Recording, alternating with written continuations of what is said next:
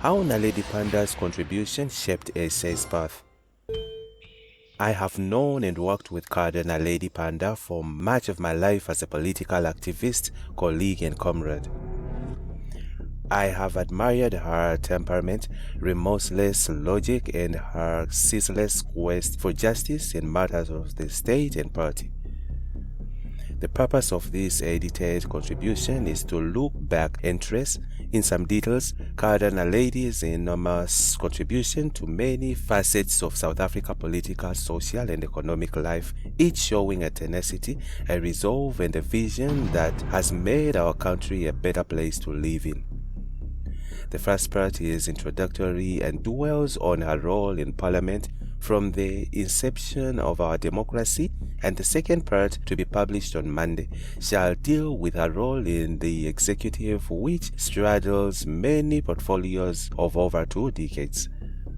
It was a privilege, a special one, to work with and support her for more than a decade in these varied roles.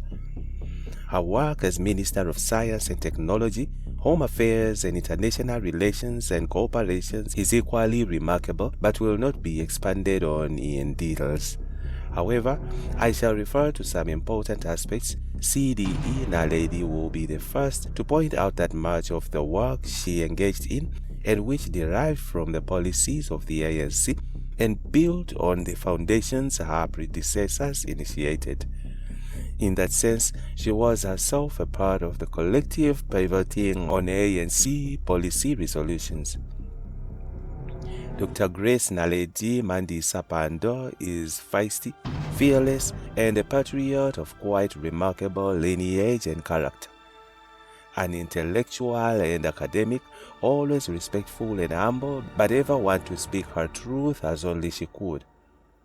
The collective in the government and the ANC were all moved by the extraordinary courage, enduring resilience and principled conviction of CDE Naledi when she, with the full support of the President of the Republic of South Africa, the Minister of Justice and Cabinet, approached the International Court of Justice (ICJ), sitting in the Hague for an order against the Israeli apartheid state for the ongoing and relentless genocide in Palestine.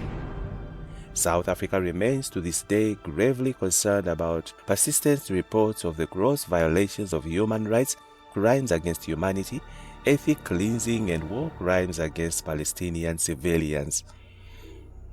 The enduring brutality, destruction, and murder has since spilled over into other territories in Palestine and countries unabated, while parts of the global governance agencies are sitting on their hands.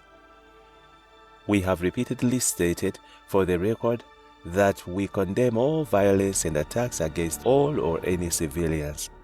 Moreover, we have continuously called for an immediate and permanent ceasefire and the resumption of talks that will end the onslaught arising from the continued belligerent and unlawful occupation of Palestine. As a state party to the convention, South Africa is under a treaty obligation to prevent genocide from occurring. Therefore, at a place meeting held on December 8, 2023, our cabinet directed that the ICJ be approached to obtain an order directing Israel, which incidentally is also a state party, to refrain from any acts that may constitute genocide or related crimes under the convention. An application in this regard was filed before the court on December 29, in which the court was requested to declare on an urgent basis that Israel is in breach of its obligations in terms of the conventions and that it should immediately cease all acts and measures in breach of those obligations and take a number of related actions. The South African government provided extensive evidence and urged convincingly for a temporary or interim order to stop the war and genocide on the basis that it was plausible that Israel was guilty of committing genocide and war crimes. This extraordinary action, led by the factidious CDE Naledi, required character, compassion, and conviction to expose and for the world to see and witness the callousness, inhumanity, and hypocrisy of Israel, the US, and all of its allies. It was a resounding victory for South Africa, Africa, and human at large when the ICJ found almost unanimously in South Africa's favor. The legal action we pursued has effectively dismantled false binaries, dichotomies, and narratives. Clearly, those who believe without reason can never be convinced by reason. Unlike those who feigned ignorance, framing the events post-October 7th as an external attack with Palestinian groups crossing a sovereign border, CDE Naledi has been at the forefront, informed by evidence, to underscore the broader context, the ongoing denial of self-determination, the refugees' right to return, and the obliteration of an innocent people. This legal challenge shatters the illusions that shielded many from the harsh reality of the situation. Despite Israel's denial, Gaza remains effectively occupied due to Israel's control over the territory. We contend that Israel has employed starvation as a method of warfare against the impoverished enclave, enduring for disproportionately severe onslaughts since 2000. By characterizing Israel's governance over Palestinians as apartheid, CDE Naledi draws on historical parallels and echoes findings and evidence from the world's renowned human rights organizations and UN experts. Throughout history, it has been the inaction of those who could have acted, the indifference of those who should have known better, the silence of the voice of justice when it matters most, that has made it possible for this evil to reach its current cataclysmic levels. And amid this raging Israeli smell of napalm, the calm voice of CDE Naledi straddles the universe like a real colossus, fearlessly, bravely. It is necessary that we reflect on the illustrious career of one as gifted as CDE Naledi. Too often we underestimate the power of a smile, a kind word, a listening ear. This was another term where, as a natural leader, CDE Naledi's contribution was a treasure. When democracy was ushered into our parliament, CDE Naledi was among the many highly skilled, intelligent, and competent women who assumed institutional responsibilities in a non-racial and non-sexist society. She was in the good company of stalwarts such as Fred Ginwala, first speaker in our democratically elected National Assembly, Bale Kambete, Tandi Modise, Bridget Mabantla, Mavivi Manzini, and many other cadres with extraordinary ability.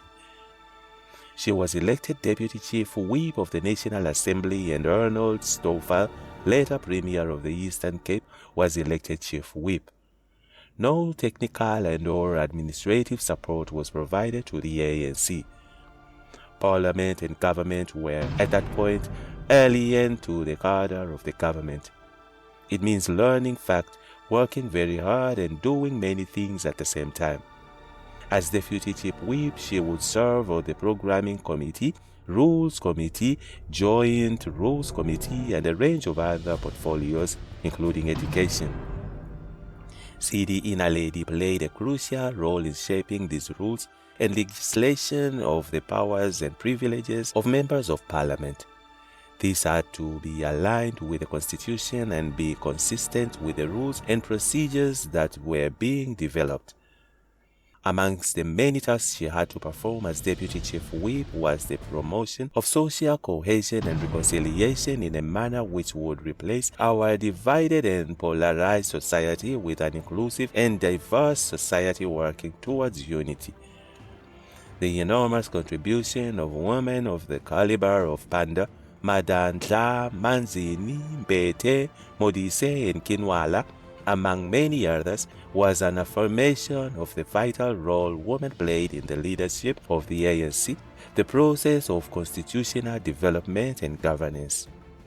These women had the added responsibility to care for their families. At that time, CD Naledi's children were still young, but she balanced her family commitments with the same dedication and vigor she devoted to her responsibilities to her country. CD Naledi's protests, discussions, and remarks were an act of love. It was born out of the deeply held family tradition that South Africa could be a better and kinder place for all who live in it. CD Naledi said no to injustice was born of a natural spirit of resistance, yet too her obsession with defeating poverty was the ultimate declaration of hope for all of us.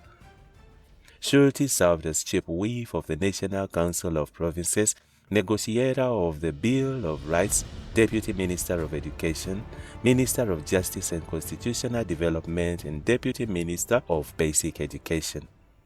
And that's it from Injibs Network. Stay tuned to our celebrity and gossip news.